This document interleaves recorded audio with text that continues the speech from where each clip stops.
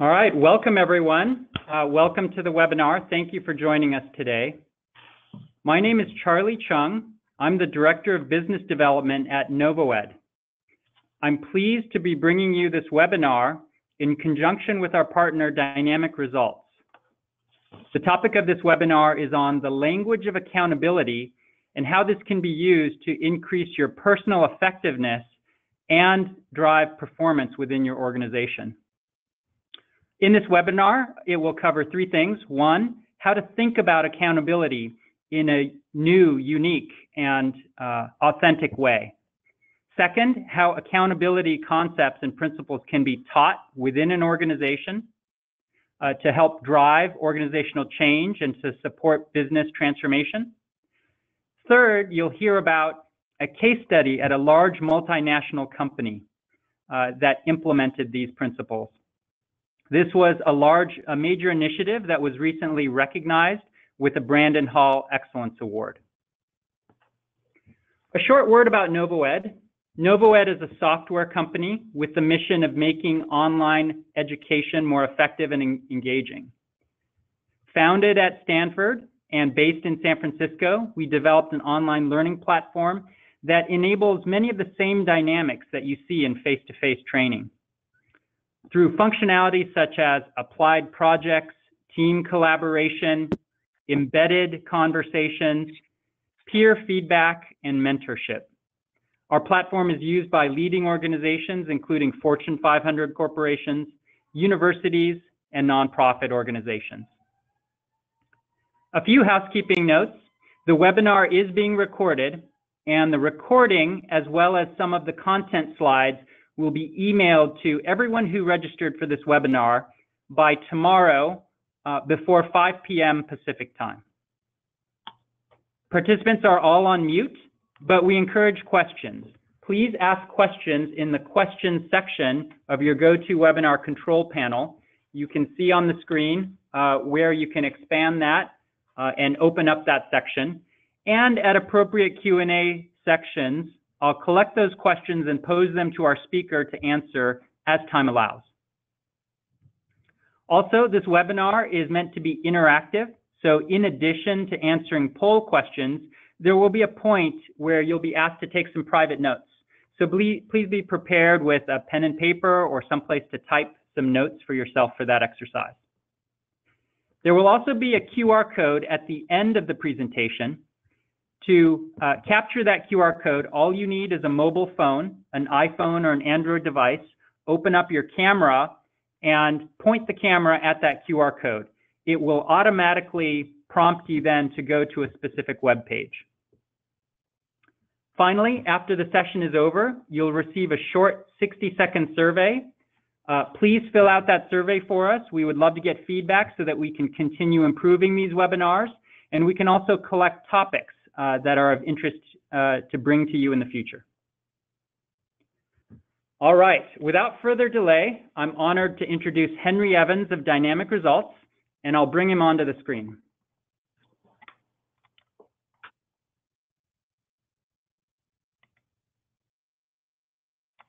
All right, a brief word about Henry. Henry is both an invited agitator as well as chief peacemaker to the C-suite. As the CEO, and he refers to that as the Change Excellence Officer for Dynamic Results, and an Amazon top 10 selling author and global speaker, Henry has delivered over 10,000 hours of executive coaching to the C-suite. I guess according to Malcolm Gladwell, that makes him an expert. He's also conducted over 3,000 hours of change management and strategic implementation work. As a 5-time CEO with only one failure under his belt, Henry smashes myths about high-performance leadership.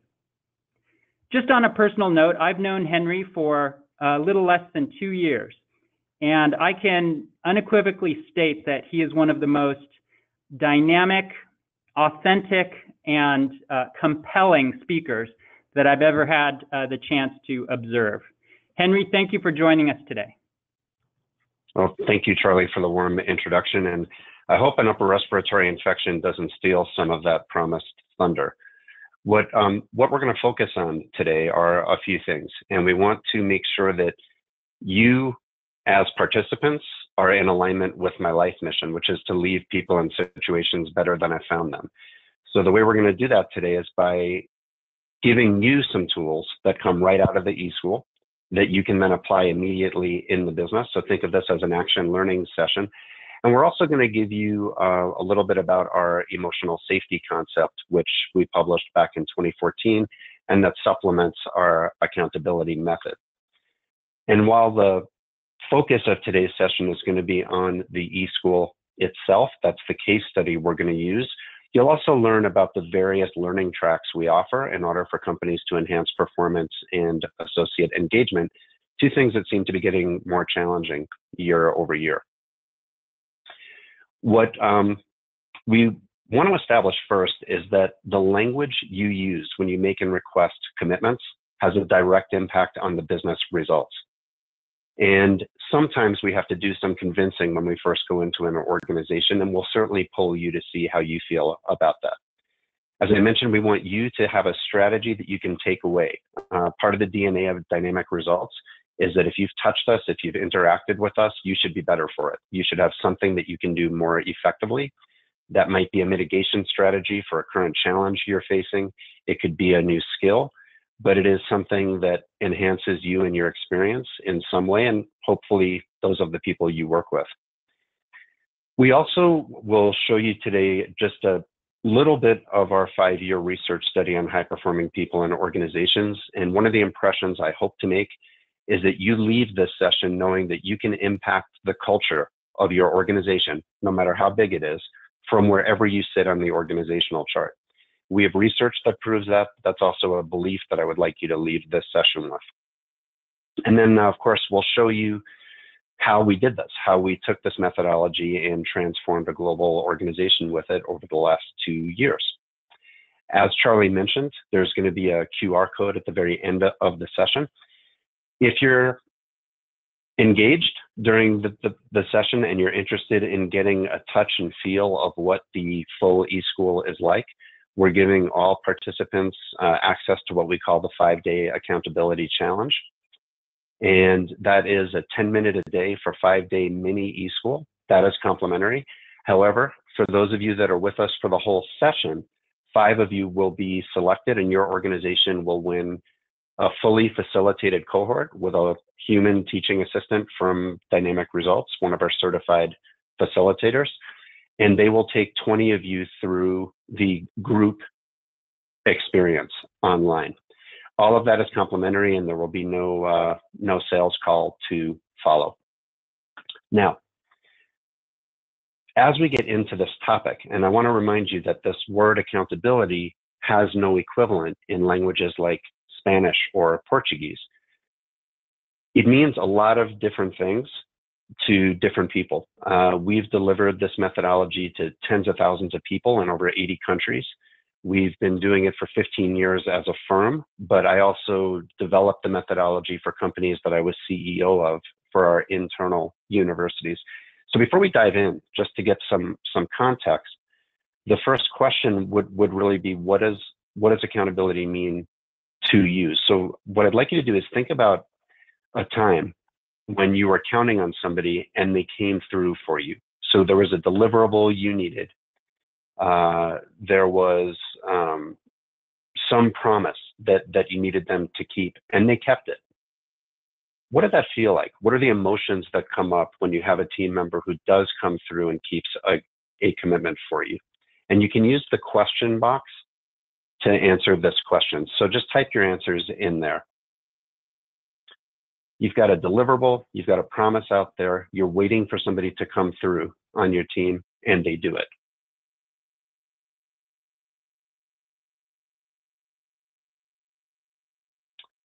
So we're seeing answers like awesome. I feel like I've got trust, pride. Some people are saying that they don't get much of a feeling, or one person is, and in my experience, that's unusual. Mutual respect, fulfilled, understanding. So as you're hearing all these positive vibes, I want you to think about what we promise people when we hire them. we tell them that's the experience they're going to have in our system. They say, if you join us, it's a group of great people. You're going to have trust and understanding. Everyone gets along well. But what happens in the real world is that not all of us keep our promises. I mean, I write books on keeping them, and I keynote globally, and I train executive teams, but I don't keep all of my promises. So I want you to think about what it felt like the last time you needed somebody at work, somebody on your team, to keep a commitment to you or to deliver something to you, and they failed. What did that feel like? Maybe you had to go and face a third party now. So I'm seeing shock, betrayal, disappointment. Disappointment seems to be a theme coming out. Unreliable, panic. So the reality is, the yin and the yang of our work experience is that we're having both of these experiences on a regular basis. And if we can not eliminate people failing to come through, I don't think that's a realistic objective in this world. Humans will make mistakes. We will fall and we will falter. But the more dynamic results can help our clients shift the ratio of successes to failures, the more competitive they are. And our mission in the world is to give the people who touch us a competitive advantage. Now, we're going to have a spectrum of people on this call. Some of you are going to just be trusting and trust that this is a proven methodology. For those of you who need a little data, we'll give you a little bit of data. We have, over the last 15 years, been able to perform way above what most learning and development programs are able to deliver, not just experientially, but also in the business results that we're able to drive with this method. So I haven't studied other methods, but I've heard a lot about them from clients, and I've had clients tell me things like there are accountability trainings and methods that have a lot of jazz hands and are really well polished, but people don't actually know what to do differently in the business afterwards. We might be a little less polished, but I'm hoping you'll leave this call with something you can do differently and better. It is also research-based. So we have research from all over the world, but what I'm going to show you is North American-based, because that's what most of our audience is today. Although I want to give a shout out to our clients who have dialed in from around the world. I know some of you are on here. Now, when you look at these results, I want to explain them. We do this study on a 5-point Likert scale, and we hold our clients to the highest standard. And that standard is simply that if the highest score is 5, we want to make sure that most people are picking a 4 or a 5. But that's not how it turns out. So as you're reading these outcomes, I want you to see that while we want accountability and we want people to come through, if we measure whether or not that's happening at the highest standard, these numbers are terrible.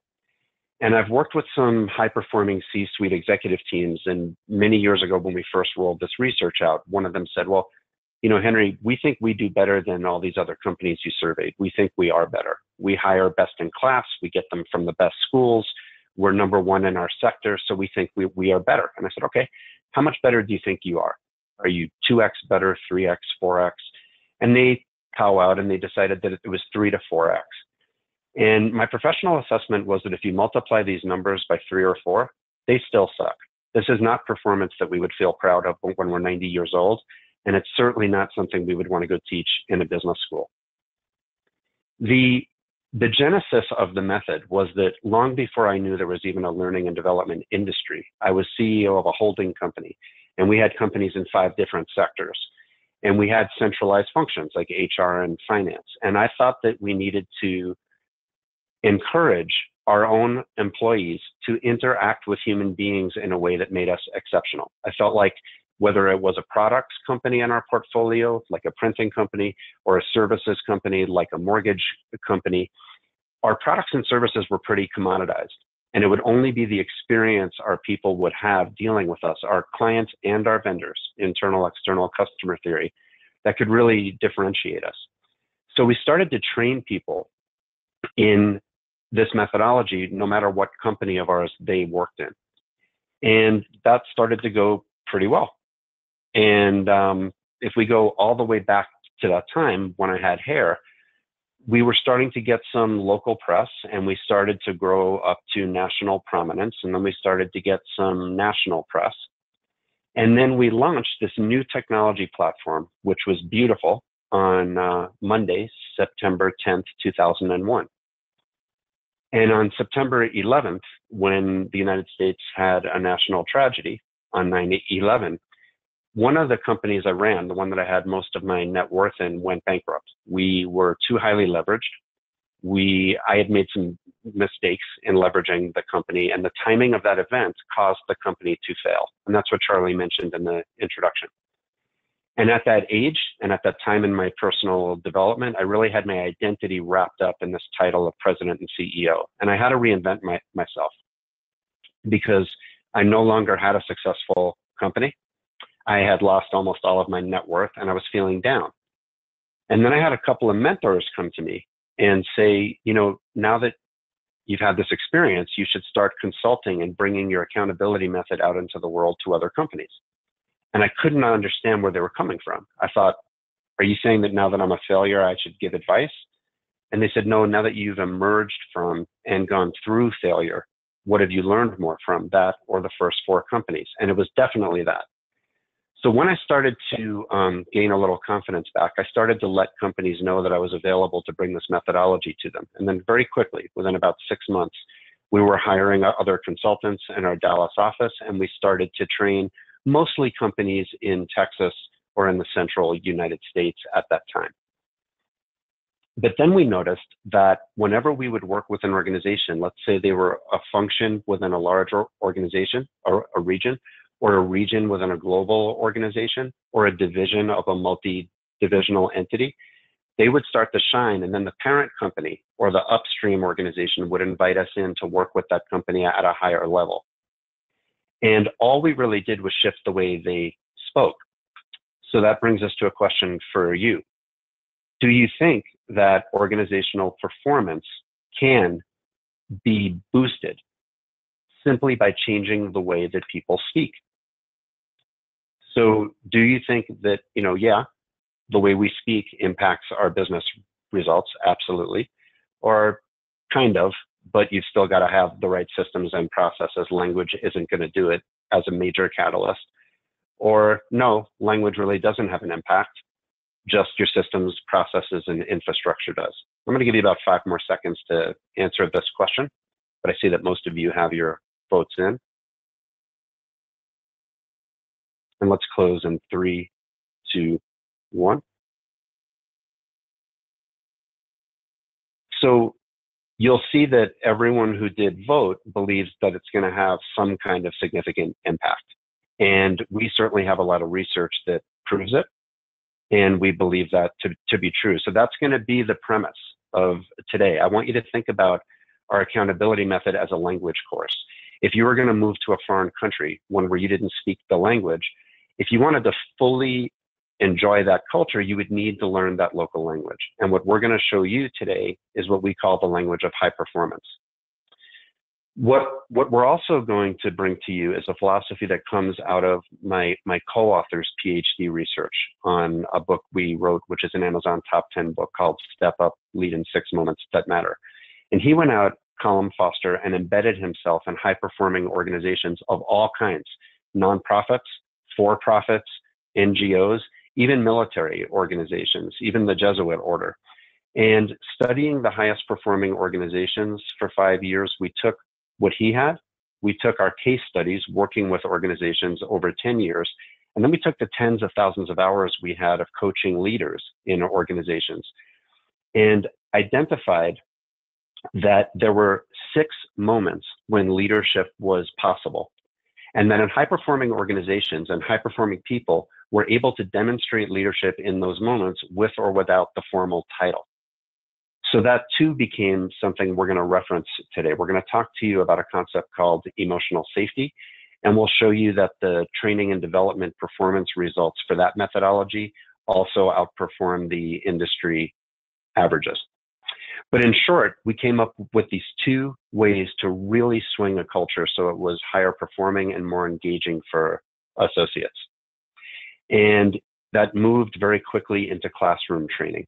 And as the classroom trainings became more popular, and as more and more companies started to talk to us, I then started getting invited to give larger and larger scale keynotes. And those keynotes were generally in front of larger companies. And we were no longer able to be this tiny little boutique firm in one building in Dallas, Texas, because our clients started to have global reach, and they started to demand a lot more from us than originally we were able to deliver. And we had some real growing pains. But we adapted, and we found that we were able to bring the same results to large organizations that we could bring to mid-sized companies in Texas. And namely, it's two things. One is that we can help an organization implement their strategy at more than 8 times the rate of what Harvard says is average for North American companies. And we also have a client verified way of measuring an ROI of $16,000 per learner for either of these two training programs. And that's in the first 12 months. So this then started to get us a lot more press, and magazines and publications started to cover us as we grew. You'll be hearing about the accountability methodology and that eSchool as we're building the emotional safety eSchool, which will launch in January. And so we had to start to fly a lot. And I started to fly about 200,000 miles a year, as did a lot of our consultants. And that is a pretty crappy lifestyle. Great to be in the room with people doing the work, not so great to be on airplanes that much. So that's kind of the ROI of the accountability method. You understand a little bit about the genesis of the accountability method. Let's bring it back to you. We're going to take one of the 10 tools we teach in the eSchool, and we're going to play with it right now so that you have a basis for even being interested in this case study. Let's start with your language. I believe that if you're like all the tens of thousands of people we've worked with, or if you're like me, you're using language in emails you wrote this morning that is going to predictably lead to relationship and project failure in your organization or at home. And that you could continue to use this dangerous language moving past this session if we don't raise your awareness around it. So let's do that right now. We have something that we call in the method, and again, we're giving you one of the 10 tools, the Glossary of Failure. And this is basically language that you are probably using. I tend to use it when I'm in a hurry, that is gray, ambiguous, or easy to misinterpret. So if I owed you 100 euros and I said, I'm going to pay you back soon, I'm going to do my best, I'm going to work on that, I'm going to get it to you as soon as I can, and you had a bill that you needed to pay with that 100 euros, you would have trouble promising a third party when you could pay them. Now, if you don't think you use this kind of language, I would love to get introduced to your significant other or a coworker, because we all use this kind of language. But right now, what I'd like you to do is think about our conversation today as real world. So I want you to think about a real commitment. This is something you have to do at work in the next week. So this is where your work begins. This is an action that you need to take, maybe to move a project forward. It's a decision you need to make. It could be an announcement you need to share, but it's something that you need to do at work to advance yourself and your team in the next week. So please take a moment and make a note of it now. Write it down, as Charlie said, on a piece of paper, or take a quick electronic note. But this is private. This is just for you. So the example I'm using is I'm going to call Alessandra and thank her. So right now, in reality, grab a pen, touch a keyboard, make a note of a real action or a real decision or a real announcement you need to make this week at work. And if you have that down, all I would ask you to do is not modify it yet. I would ask you to pretend it's an email that you typed and hit send. And now we're going to give you the tool. Now, I'll be the first to say, because we've been doing this for 15 years as Dynamic Results, but I've been doing this with employees as a CEO for about 25 years. What I'm about to show you is intellectually simple. And I'm not trying to challenge you intellectually. I'm trying to give you a very simple and accessible tool to make you more effective in your communications.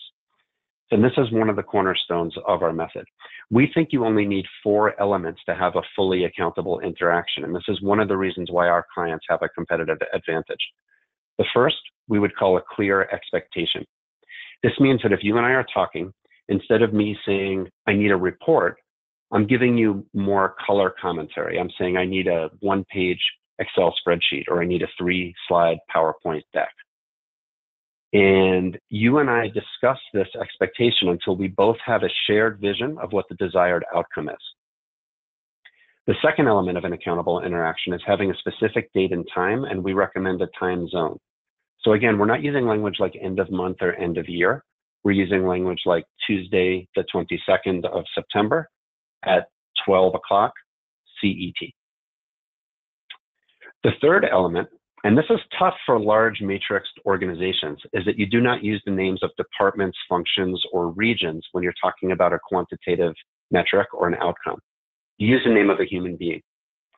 So we, within our clients' strategic plans, when we help them write and implement their strategies at that rate of 8x or more than most companies, one of the reasons they do that is that they have the name of a person associated with every measurable outcome.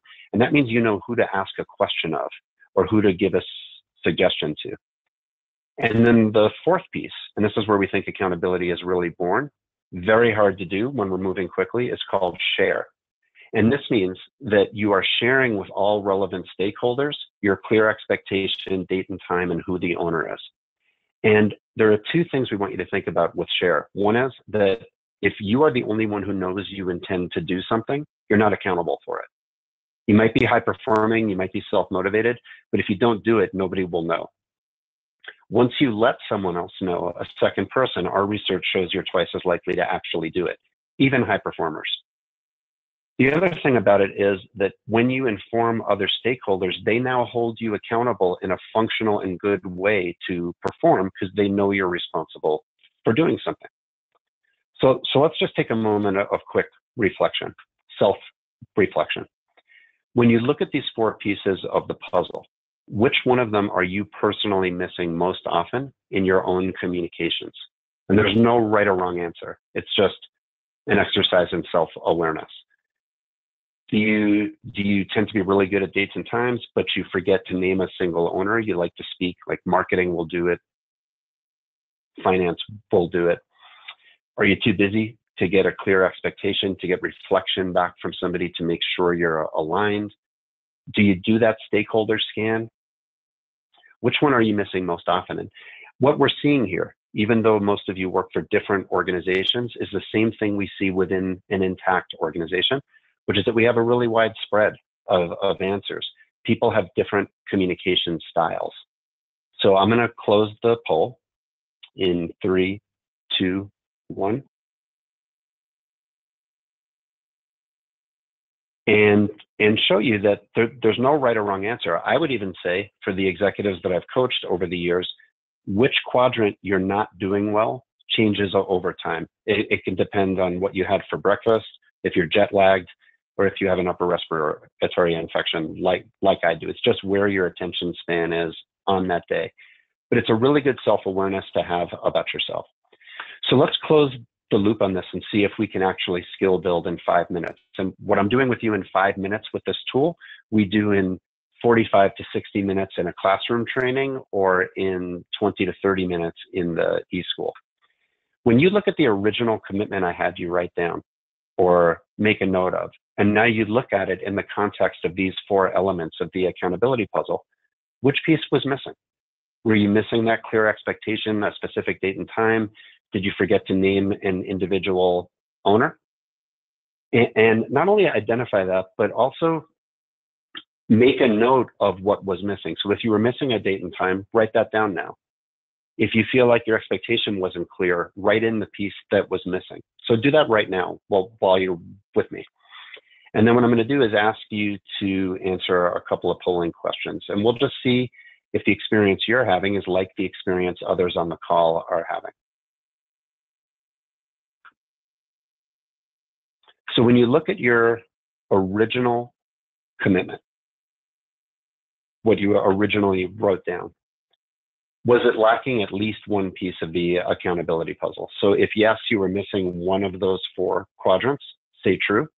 If you had all 4 quadrants, then you would vote false. And for those of you who are voting false, you may have had all 4 elements of the accountability puzzle, You would also be the first person in 15 years who did. So whenever we're doing this training around the world, there's usually 5 to 10% of people who raise their hand and say, yes, mine was fully accountable. But then when they show it to us, it wasn't. They didn't name an individual human being as an owner. They didn't do their stakeholder map. The expectation was clear to them, but not to others. Or they might have been missing a specific date and time. You see that for most of you, you were able to immediately identify that you didn't have all 4 elements. So my next question would be whether or not you're expert at using these 4 elements. Do you understand them intellectually?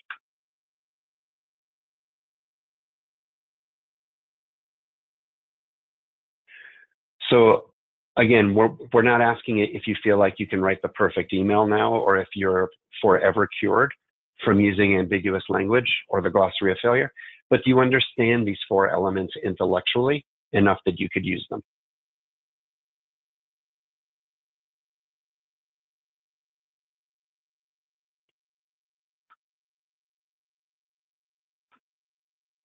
So for those of you who may have questions, you're going to have an opportunity to ask them during the Q&A. And let's look at how we were able to scale this.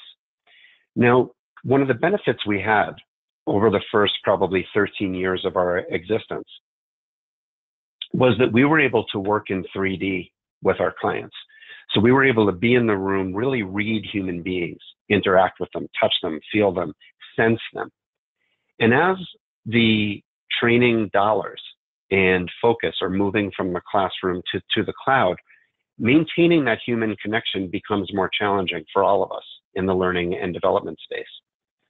So the challenge we had when this client came to us and said, we love the accountability method, but now we want to scale it globally across many, many countries, was how are we going to maintain that kind of human connection while working remotely? And I don't know about you, but when you start to get good at something, or when you start to feel like you're getting mastery of something, when you have to change it and do it differently, I start to feel nervous. And when we have to go and take what we were so successful at doing in 3D in a classroom and scale it globally through a platform, I was nervous. I would say optimistically nervous. And so we're going to give you a case study that shows you how this worked. And it starts with an organization that is really matrix. And as I mentioned, as our clients got bigger, they not only got more complex and spread out geographically, but as they got more matrix, roles and responsibilities, or the ownership piece of the puzzle, became very unclear. So people would not be clear about which department, region, or function ultimately owns something. And you would also start to see turf battles. So that was a challenge. Another challenge was that as we were working with our clients, we noticed that whether it was in the classroom or the cloud, they didn't want to give us 2 days anymore. They wanted to give us 2 hours, but they still wanted the same amount of learning and development. So there's this rub. We have these fields of learners we're trying to reach, and we're trying to impact them in a way that helps the business, helps their quality of life, helps the culture of the organization, but they don't really have the time that they used to have to dedicate to this kind of activity.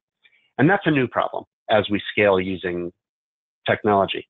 We've still got all the legacy problems, like when we look at how change management is managed. Often leaders are giving us mixed messages, or they're not successfully cascading those messages downstream in a way that maintains clarity. And that then leads to a lot of finger pointing, and within the organization, people blaming instead of executing. And this is what I think is the most expensive mistake we make. So along comes our client, and we have to protect the innocent, change the industry, but we're giving you a very true to form representation of what's happened over the last 2 years. We're going to say that our client was manufacturing aircraft. So I just want you to imagine if you were in an airplane assembly plant, there are tens of thousands of parts, and they are what's called OEM, original equipment manufactured. So the airplane manufacturer comes up with specifications, and they either build or buy these tens and thousands of parts. They assemble them until they can put something out on the tarmac that is reliable for people and cargo to fly on, and hopefully looks good so that people want to fly on it. And then like any other wearable or consumable, as it starts flying, it also starts to have parts that wear out. And as those parts wear out, they need replacement. So you've got brake pads, tires, electronic systems, fuel filters, air filters that need to be replaced. And that's a completely different industry than the original equipment manufacturing industry. Now, for a single air filter, you might have 10 vendors competing to sell that replacement filter. And that's called the aftermarket industry. Well, our client not only was number one in global market share, they had been number one in global market share for more than 60 years. That was their good news. The bad news is that they were losing market share. And the other bad news was that they hadn't hit their financial targets in 5 years when they hired us. So they were in crisis. They were losing market share, sales, and profitability. And they were losing not to another giant company, but to a lot of small niche competitors who realized that they didn't need to have the 275,000 products that our client had. They could just start to manufacture the 10 most profitable ones. And if they could start to steal those 10 most profitable and highest selling parts, they could start to chip away at about 80% of our clients' revenue. And these small niche companies, as you can imagine, are more nimble. They push decision-making to lower levels of the organization. They empower people at lower levels. They make decisions faster. And in that way, they're able to meet consumer demands faster than our customer was.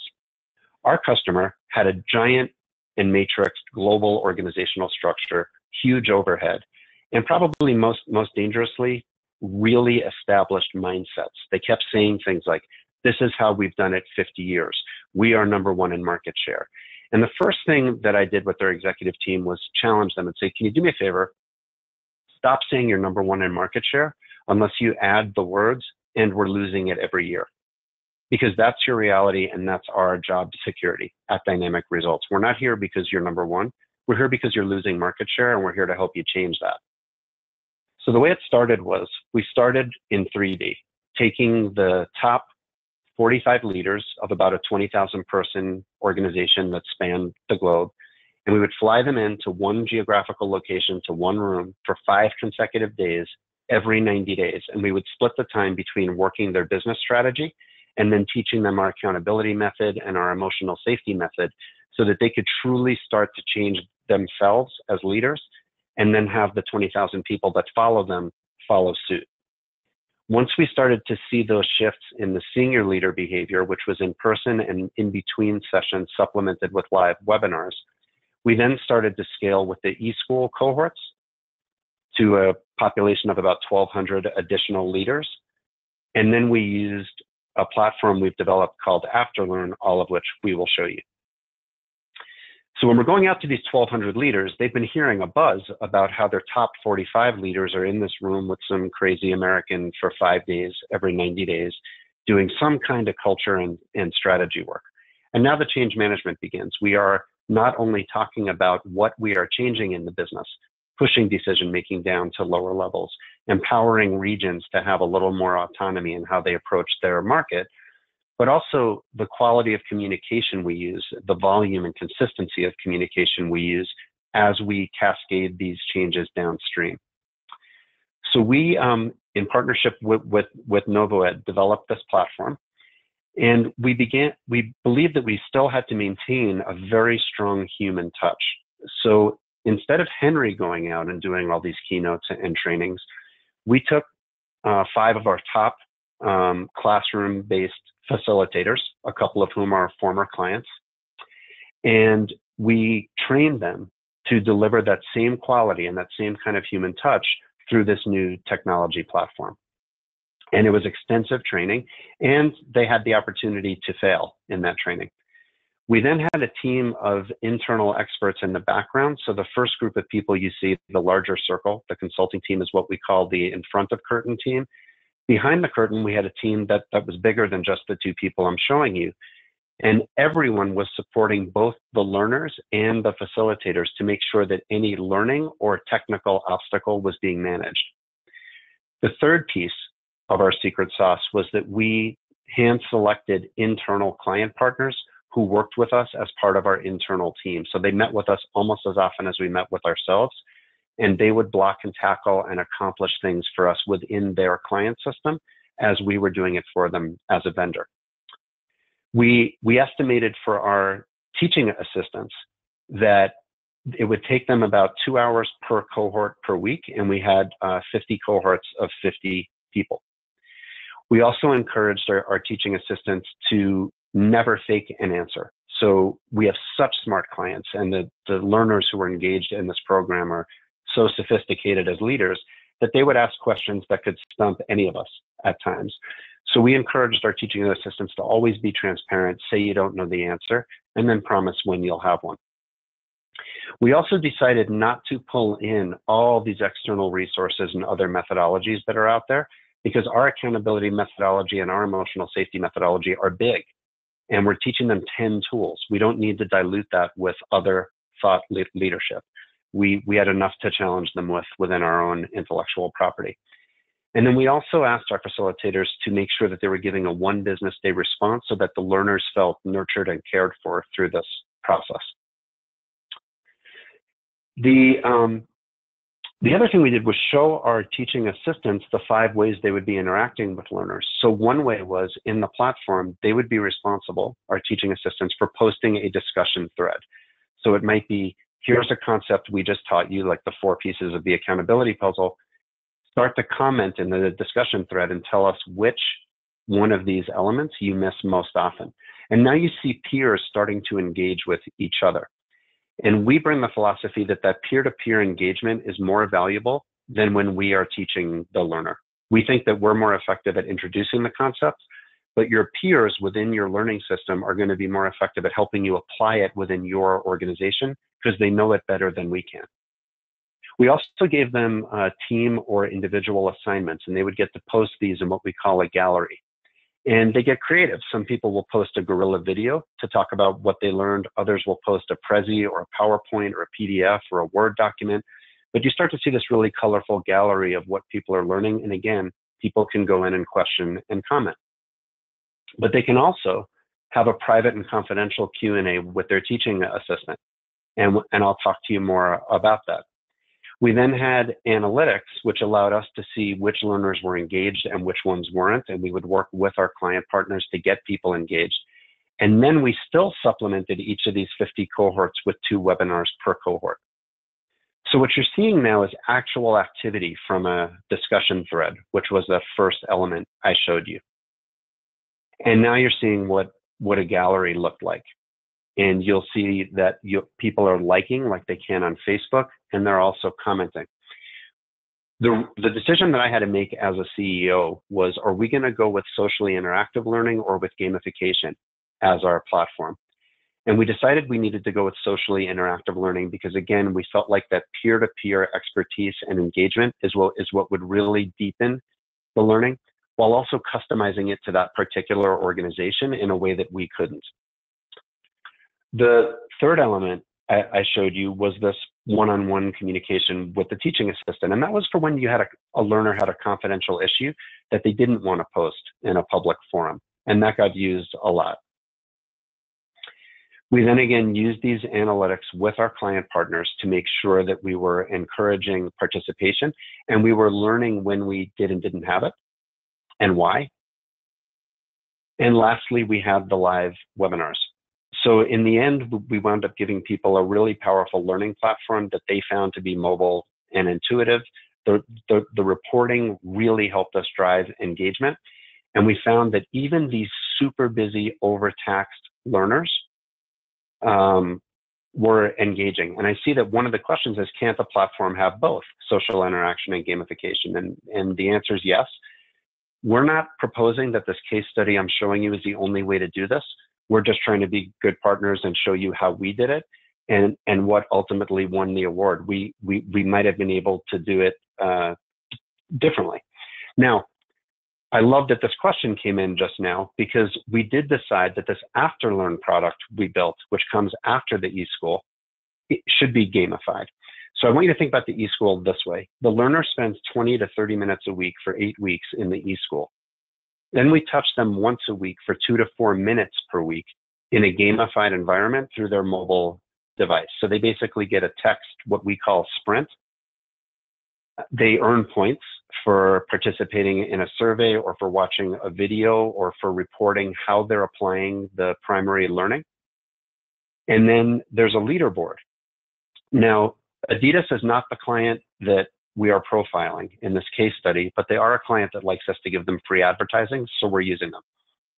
When Adidas went through AfterLearn, they wrote these brilliant profiles about the associates they had that were leading on the leaderboards, and they would interview them, and they would say, well, how's this program impacting you? How's it benefiting you?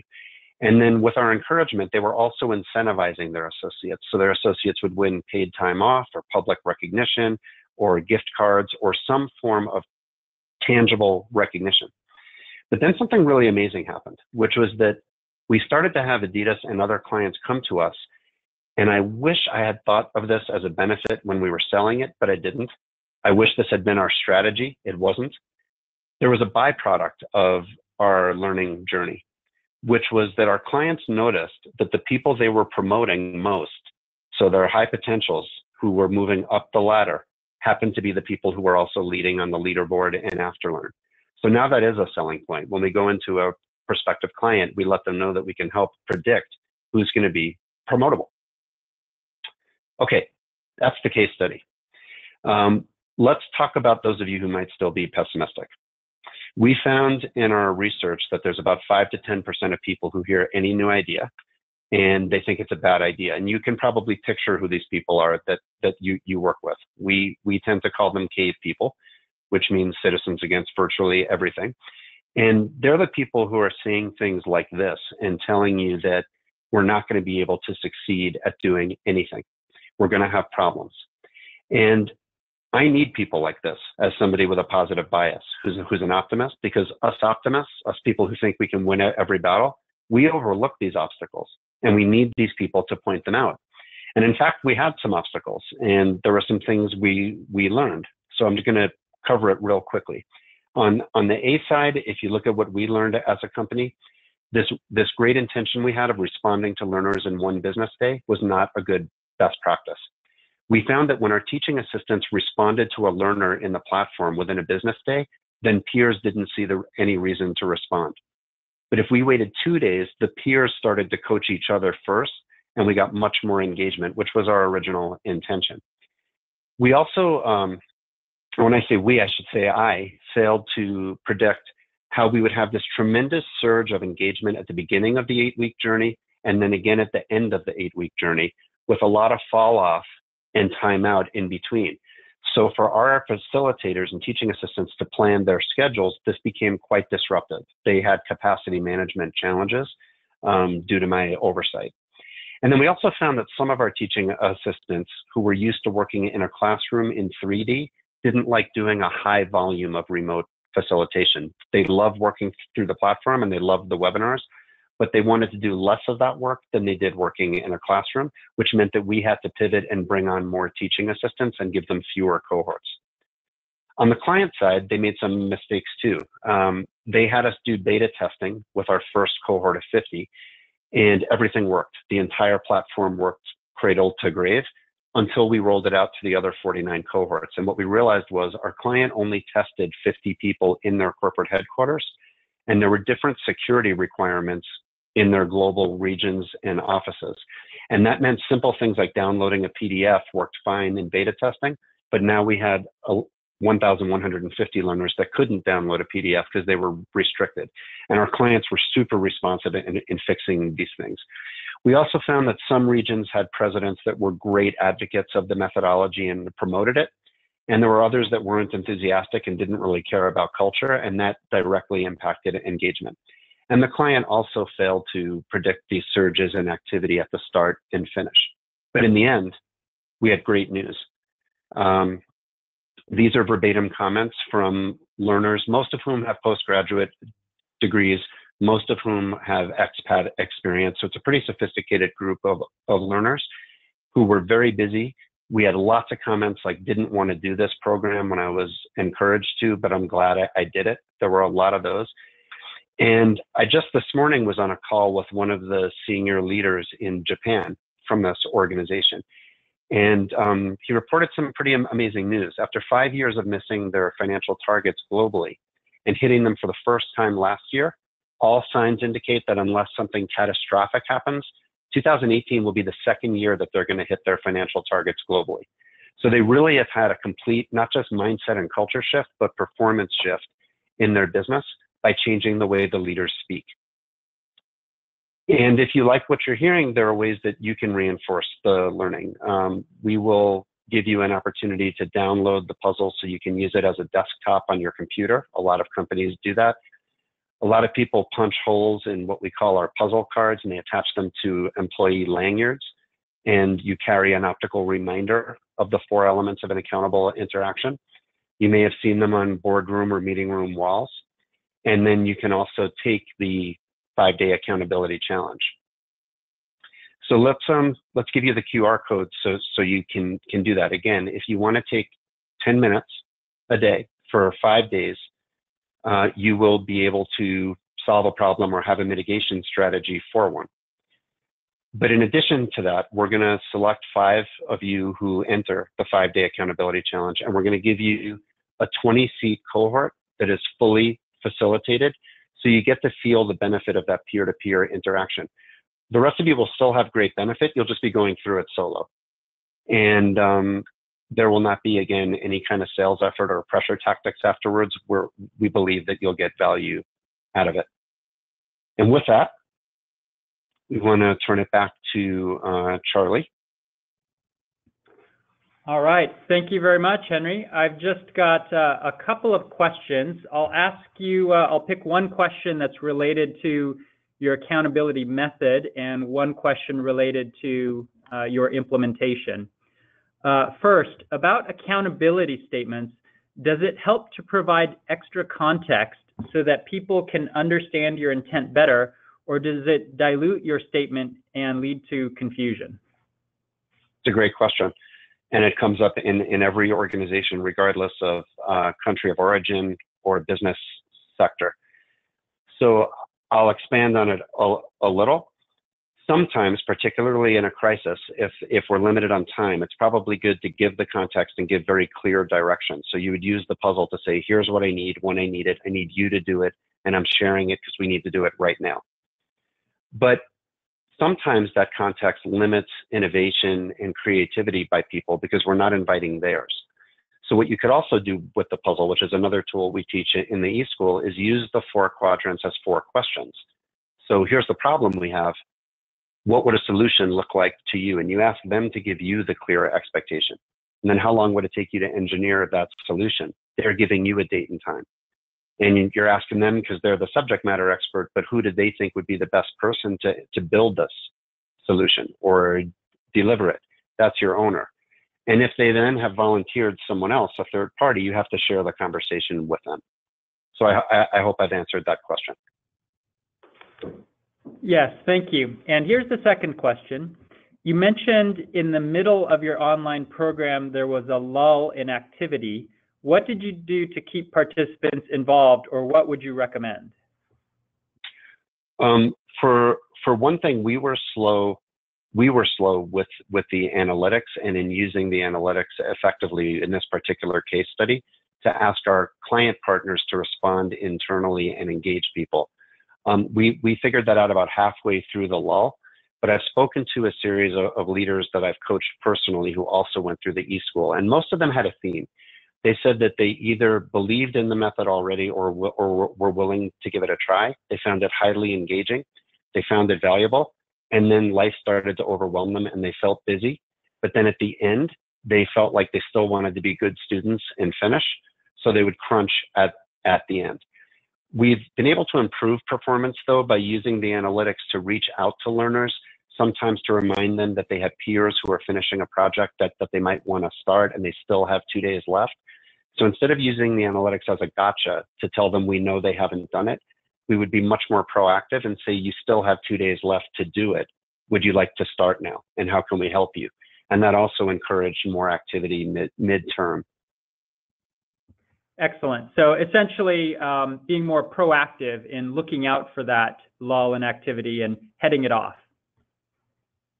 Yeah, and also, again, using what we call positive accountability, which is using accountability as a catalyst for success not as a catch-all for failure or a way to lay blame. We call it moving the concept of accountability from punitive to positive. So encouraging people to succeed while they still have time to, rather than catching them after they failed. All right, excellent. I would like to now take this time to show our contact information. You can certainly contact Dynamic Results or NovoEd with any additional questions that you may have. Thank you for attending, everyone, this webinar. Thank you, Henry, for spending your valuable time and sharing your thoughts on this topic. It was a pleasure. And I would like to remind everyone that when you leave the webinar, you'll see a short survey. Please fill out that survey and give us your feedback. Everyone will receive, I will send to everyone who's registered a recording link for this webinar, as well as a selection of slides with additional resources by 5 p.m. Tomorrow. So trying to hold myself to accountable statements as well. And Charlie, what time zone will that be in? Oh, I'm sorry. Let's just say I did that on purpose so that you could provide that correction. That will be Pacific Standard Time. Thank you. All right. Thank you, everyone. Have a terrific day. Thanks all.